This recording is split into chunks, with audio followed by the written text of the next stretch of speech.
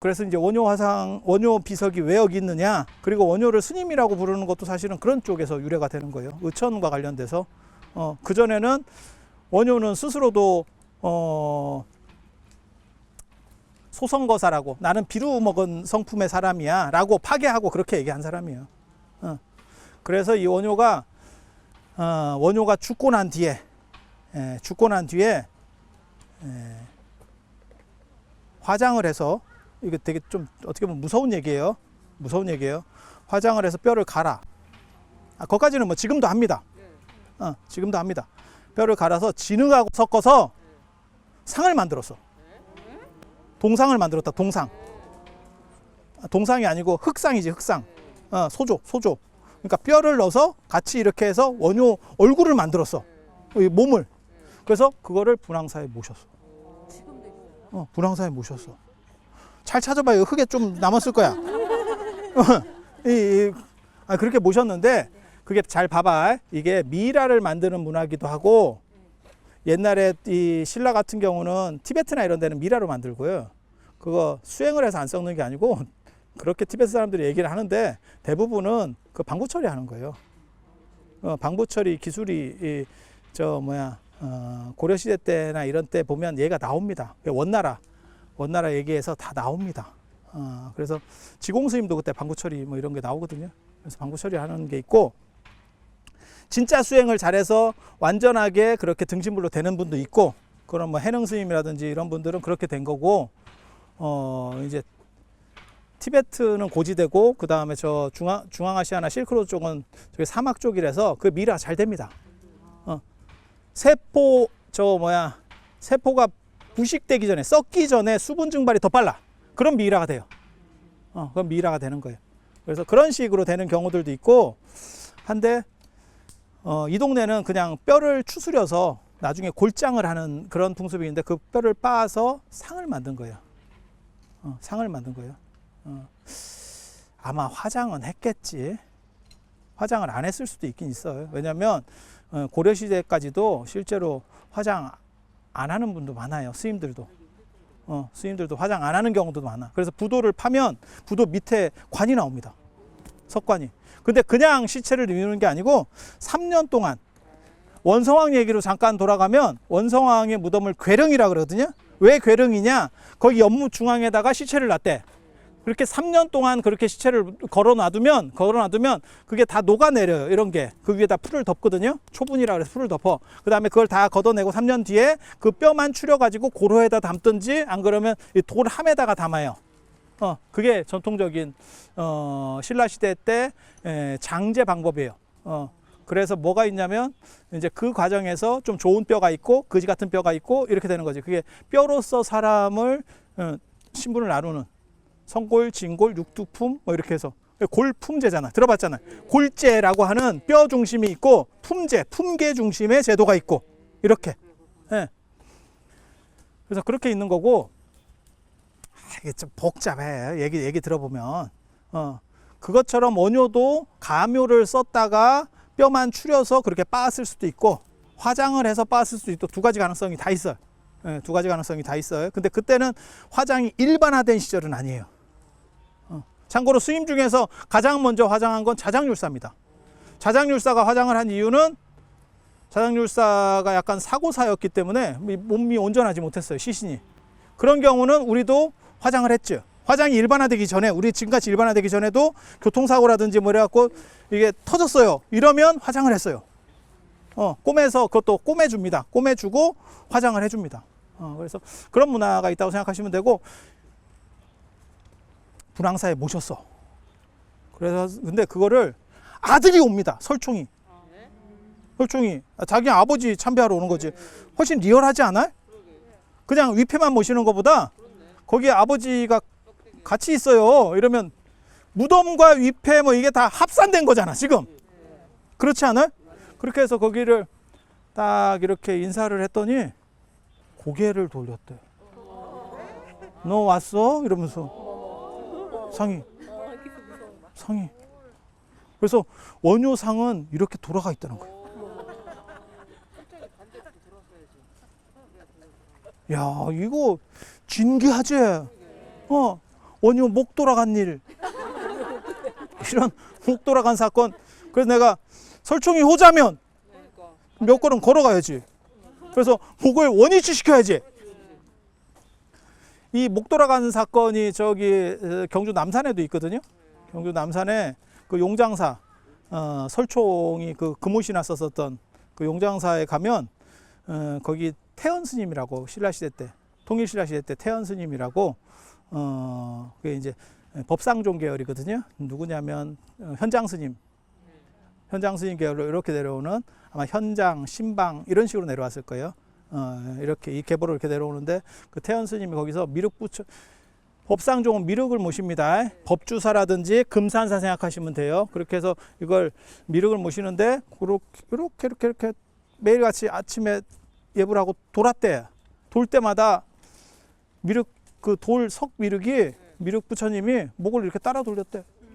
근데 이 양반이 무심하게도 계속 똑같은 방향으로 돌아서 오늘날에 가보면 목이 떨어져 있어요. 계속. 막 미치지. 그래서 제가 얘기했지. 부처님 힘들면 말씀을 하세요.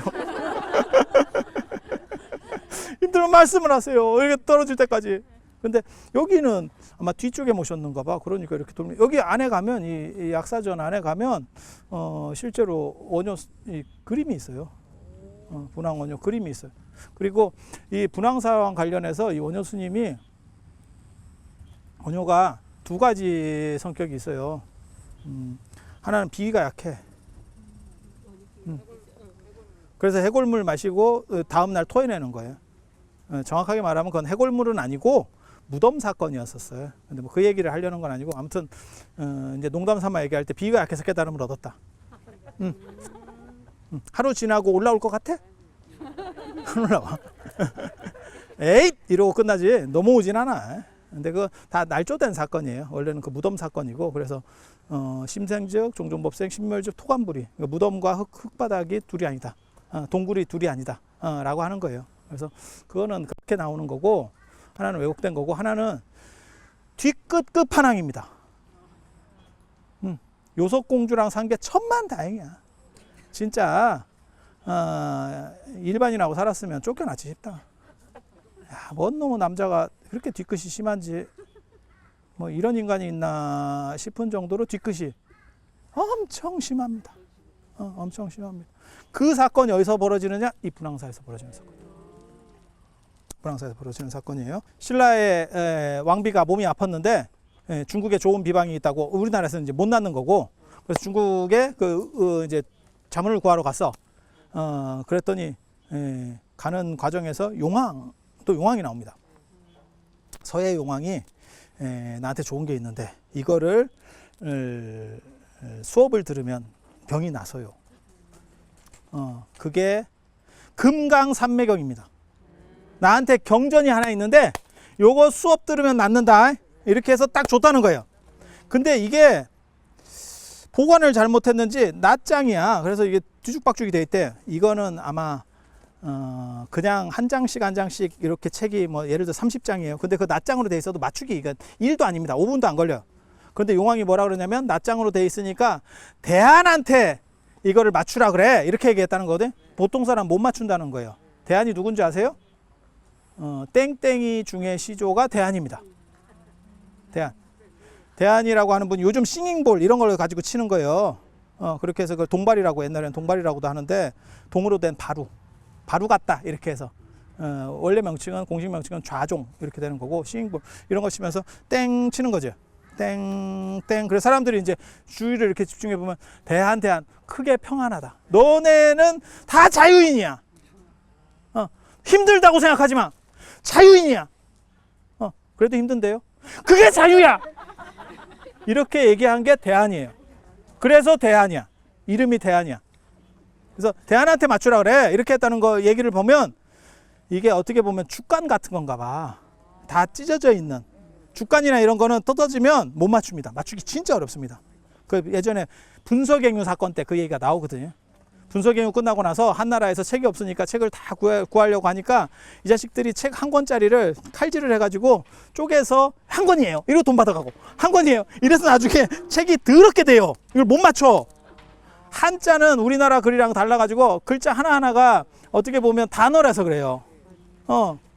그래서 이제 그런 문제가 벌어지는데 그걸 대한 선생님한테 맞췄더니 해석은 누가 하고 그걸 풀이를 해야 되냐면 그걸 이제 구해서 누가 설명을 강설을 해야 되는데 할 사람이 없는 거지. 그게 원효예요. 근데 황룡사의 백고자법회를 열거든. 백고자법회가 100명의 큰 스님들을 모셔서 이렇게 초청해서 법회하는 게 있어요. 법회하는 게 예전에 부산에서도 했었는데 몇 년 전에 내가 그때 백고자법회 한번 또 별로 관심이 없구나. 아니야 그런 걸 의도한 건 아니야. 나도 백고자법회 해봤다 그 얘기를 하고 싶은 거야. 근데 원효는 저 황룡사는 요 담장 건너가 황룡사인데 이 황룡사는 진골이하는 못 들어갑니다. 그래서 1대 주지가 진골 환희 스님이고 2대 주지가 자장 스님이거든요. 원효는 그보다 더 뒤니까 진골 아니면 못 들어갑니다. 그러니까 귀족 사찰이에요. 그래서 황룡사 구축목탑을 더 크게 지을 필요가 있었던 거야. 어디서든지 다 보고 왕의 권위를 느낄 수 있는 거지. 안에 들어가서 볼 수 있습니까? 못 봅니다. 그렇게 했는데 원효는 육두품이기 때문에 품계는 육두품, 오두품, 사두품 이렇게 내려가는 거예요. 그러니까는 진골보다는 낮지만 진골하고 육두품은 건널 수 없는 강입니다. 뭐하고 똑같은 거냐면 삼성 사장하고 삼성 혈연하고 차이야. 이건 건널 수 없는 거야. 이건 건널 수 없어. 그렇게 해서 원효가 거기서 백고자법회 할 때 안 뽑힙니다. 그게 이제 찬영의 송고승전에 나와. 아까 자장 이야기는 도선의 속고승전에 나오고 이거는 이제 찬영의 송고승전에 나와. 그런데 거기에 보면 뭐라고 나오냐면 그 금강산매경을 이제 강의를 해야 되잖아. 그때 그 백고자법회에 있었던 사람한테 네가 할 수 있겠니? 이런 얘기가 돌아간 거예요. 근데 딱 경을 보는 순간에 허허 이제 이렇게 된 거지. 그렇게 해서 찾은 사람이 누구냐면 원효한테 옵니다. 원효한테 옵니다. 그때 원효가 했었다는 말이 진짜 참 쪼잔한 말을 합니다. 그때 이제 그걸 강설하러 황룡사에 들어간 거지. 특별 초청으로. 아니 지그들이 아수니까 관계가 없는. 그 자리에서 뭐라고 시작을 했냐면 진짜 나 이렇게 쪼잔하게 사람이 사나 싶어. 쫌생이 100개의 석가래를 뽑을 때는 내가 들지 않더니 하나의 대들보를 찾을 때는 나밖에 없다. 언뜻 들으면 되게 멋있는 얘기 같은데 이거를 꽉꽉 누르고 있었던 거야. 얼마나 상처가 됐으면 이게 트라우마가 있었던 거지. 그 자리에서 그게 앞에 이제 스님들이 다 있었을 거 아니야. 지금 왕비법회니까. 너네는 그지 같은 것들이야. 이 얘기를 하고 시작하는 거야. 야, 참 인생 내가 그걸 딱 읽는 순간 야, 이 사람하고 산 마누라는 진짜 속이 뒤집어졌겠다. 이런 사람 진짜 이게 그래도 요속공주니까 산 거요. 왜? 요속공주는 중고였으니까.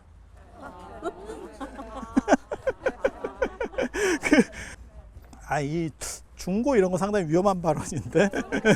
그때 이미 갔다 왔잖아. 갔다 온 건 아니고 갔는데 남편이 죽은 거예요. 죽은 거예요. 그리고 그 당시에 성풍속은 여러분이 생각하는 거하고 좀 다릅니다. 신라는 굉장히 개방된 사회였었어요. 그래서 원효가 그때 뻐꾸기를 날리는 대목을 보면 나중에 이제 저 교동 쪽에 가면 저 월정교가 있어요. 그 교동 진짜 원효가 빠진 뭐 이런 다리 뭐 이런 얘기들이 있거든요. 그쪽에. 근데 거기를 이제 그 현장에 갈 거야. 요속궁도 볼 거야. 요속궁이 있어요. 요속궁 자리가. 근데 그때 원효가 뭐라고 얘기하냐면 그 충격적인 얘기를 합니다. 누가 자루 없는 도끼를 줄 거야. 도끼 날만 있고 자루가 없는 거야. 자루 없는 도끼를 줄 거냐. 내가 그걸 빌려주면 하늘을 떠받칠 기둥을 깎아 놓겠다. 자루 빠진 도끼라는 게 이 여성의 성기를 상징해요. 전통적으로 여성의 성기를 뭐로 상징하냐면 그런 거, 그 다음에 도끼 자국, 그 다음에 박쥐, 뭐 이런 식으로 계속 나오거든요. 그래서 그런 거를 동네방네 불고 댕겨.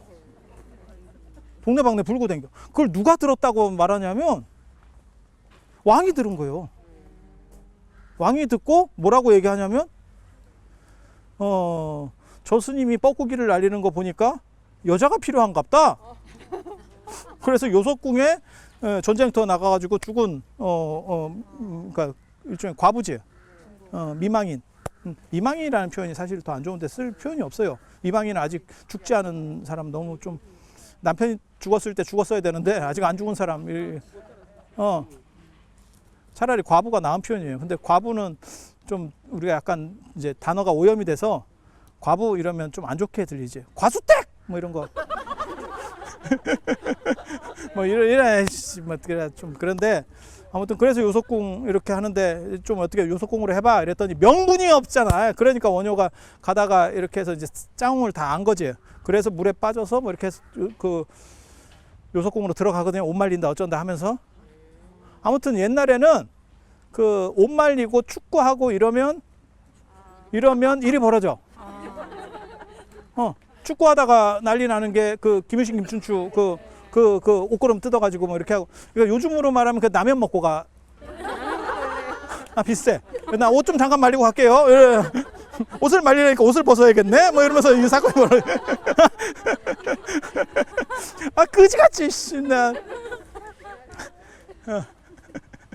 그래서 설총을 뭐 나왔대잖아. 근데 그게 중요한 게 아니고 이러한 지금으로 말하면 지금도 어떻게 보면 방송 금지가 될 것 같은 19금 신동엽이 해도 이상할 것 같은 그런 개그를 동네방네 떠들고 댕기는 놈도 희한한 거고, 그걸 왕이 듣고 그런가 봐 이렇게 할 정도면 그 당시 성풍속이 지금보다 훨씬 더 개방적이었다는 거예요. 훨씬 더 개방적이었다는 거예요. 그래서 여러분들이 사실은 그 얘기를 신라는 좀 이게 굉장히 자유로워요. 굉장히 자유로워.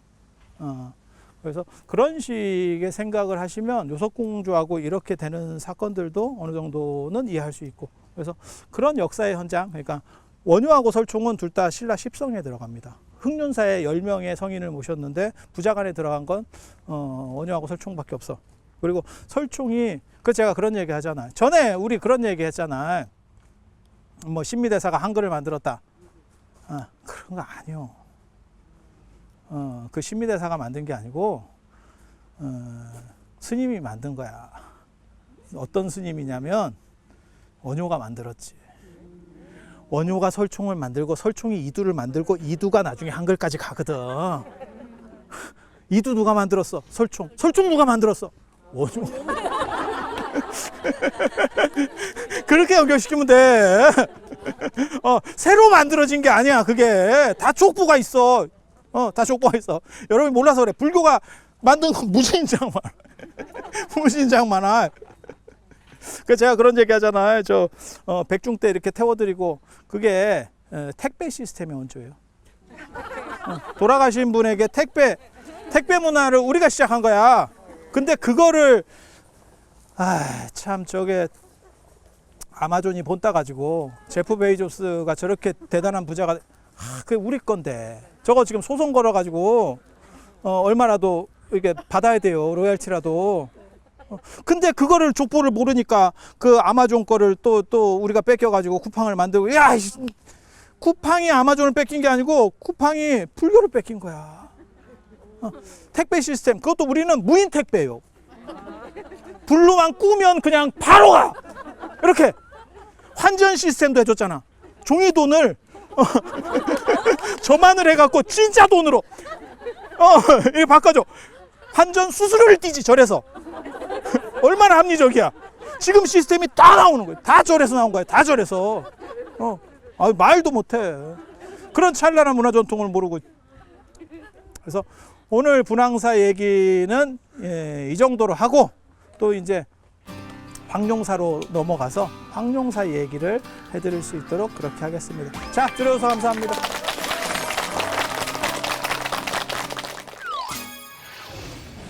존재하지 않는 절이면서 존재하는 절보다 훨씬 더 유명한 사찰 황룡사.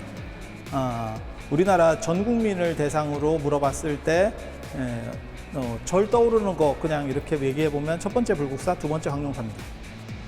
그 정도로 그 아우라가 진짜 뭐 대단한 절이죠. 신라를 대표하는 992년의 신라를 대표하고 그리고 이제 마지막 경순왕 김부가 귀부라고 합니다. 그러니까는 기증이죠. 신라 기증식을 왕건에게 했죠. 그래서 중부 이제 작은 아버지로 대접을 받으면서 이렇게 있었기 때문에 경주가 무너지지 않고 계속 동경으로서 ERS에 동참하신 분들 중 추첨을 통해 황제바이오에서 황제 동충하초 엑기스, 황제 버섯 감로스를 드립니다. 사찰로 들어서면 마음이 포근해집니다. 힘들었던 기억은 내려놓고 나를 찾는 시간을 가져봅니다. 나를 위한 행복 여행 템플스테이로 당신을 초대합니다.